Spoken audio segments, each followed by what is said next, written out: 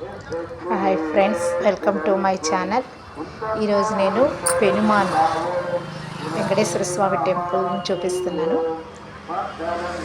చూడండి ఎంత బాగుందో. ఇక్కడ ఎంట్రన్స్ స్టార్టింగ్లో మనం ఇక్కడ బండి ఆపుకొని వెళ్ళడానికి ఇటు సైడ్ లోపలికి వెళ్ళవచ్చు. రైట్ సైడ్ ఆంజనేయ స్వామి టెంపుల్ ఉంది. మనం ఇలా లెఫ్ట్ సైడ్కి వెళ్ళి కాలు కడుక్కొని వెళ్ళవచ్చు. చూడండి, వ్యూ పాయింట్ చాలా బాగుంటుంది ఇక్కడ.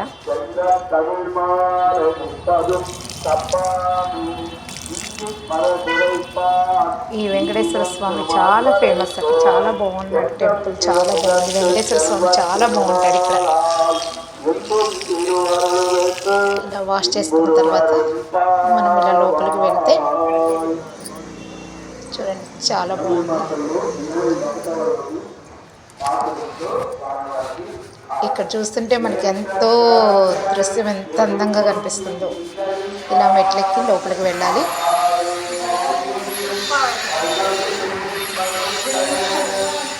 నేను టెంపుల్ మొత్తాన్ని చూపించలేకపోతున్నానే.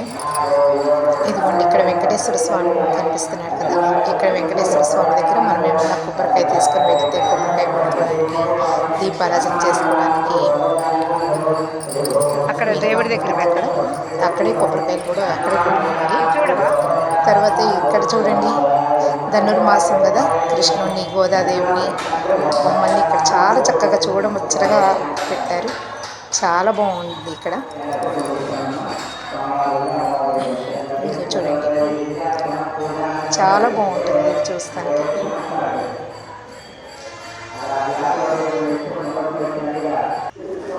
తర్వాత మనం ఇట్లా వెళ్తూ ఉంటే ఈ టెంపుల్లో 3 స్టేర్స్ ఉంటాయి. మొదట స్టేర్లోనేమో వెంకటేశ్వర స్వామి ఉంటాడు. సెకండ్ స్టేర్లోనేమో భూదేవి సమేత స్వామి ఉంటాడు.